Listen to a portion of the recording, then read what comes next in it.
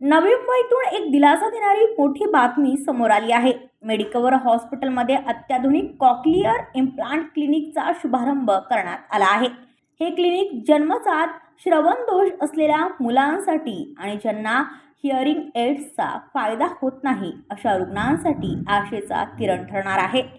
4 वर्षांच्या एका चिमुकल्यावर यशस्वी इम्प्लांट शस्त्रक्रिया करण्यात आली असून आता त्याला पहिल्यांदाच ऐकण्याचा आणि बोलण्याचा अनुभव मिळत आहे।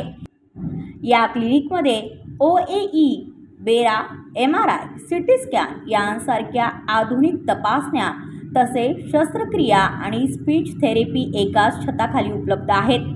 डॉक्टरांच्या मते वेळीच उपचार केल्यास मुलांचे बोलणे, शिक्षण आणि भविष्य पूर्णपणे बदलू शकते। अशा अत्याधुनिक सुविधेमुळे आता अनेक मुलांना नवे आयुष्य मिळण्याची आशा निर्माण झाली आहे। की पुढच्या येत्या काही काळामध्ये आपल्याला कुठलाही अडल्ट किंवा मुलं बाळ जे आहे ते मूकबधीर नको आणि जे सेल्फ डिपेंडेंट होऊन एक नॉर्मल मेन स्ट्रीम लाईफमध्ये आलं पाहिजे। कारण तुमच्या माझ्यासारखं बोललं पाहिजे, त्याला नॉर्मल शिक्षण भेटलं पाहिजे, नॉर्मल लाईफ पार्टनर भेटलं पाहिजे, नॉर्मल करिअर मेन स्ट्रीममध्ये तुमच्या माझ्यासारखं राहिलं पाहिजे। हा एक मुख्य उद्देश आहे। डेफिनेटली मी तुम्हाला एक आकडा सांगितला, तो आकडा मी एक गृहीत धरून सांगितला होता, कारण 26 लाखाचे 2011चं सेन्सस होता तो।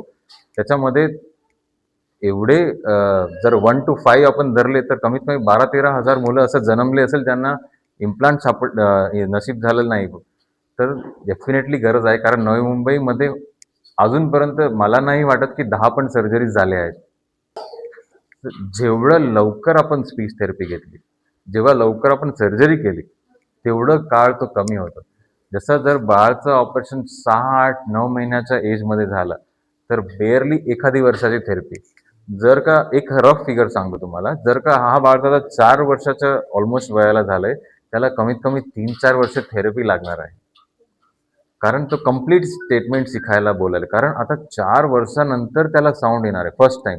म्हणजे हा एक जन्मलेला बाळ जन्मला 4 वर्ष अगोदर आहे, पण त्याचा कान आज जन्मलाय, त्याला तेवढं आपल्याला थेरपी द्यावी लागणार आहे। कारण त्याच्यानंतर केलं तर मी तुम्हाला सांगितलं ना, it is a neuro developmental emergency.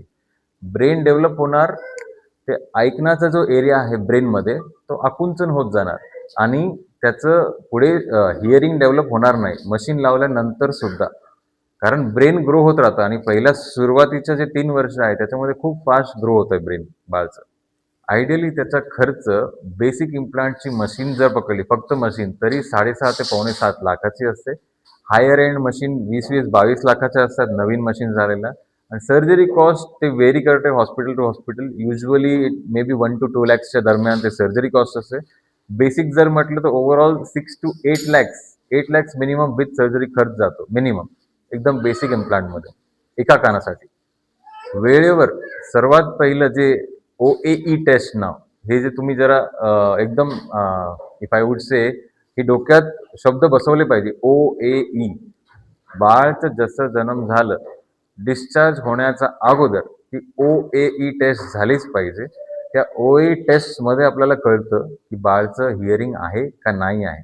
आणि जर त्याच्यामध्ये काही आढळून आले तर मी तुम्हाला एक फॉर्म्युला सांगितलं, 136।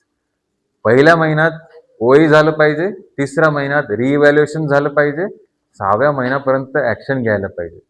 ब्युरो रिपोर्ट, नवी मुंबई, पनवेल वार्ता न्यूज। आपल्या परिसरातील बातम्या आमच्यापर्यंत पोहोचवण्यासाठी स्क्रीनवर दिलेल्या क्रमांकावर संपर्क साधू शकता। दूरध्वनी क्रमांक 8652414343।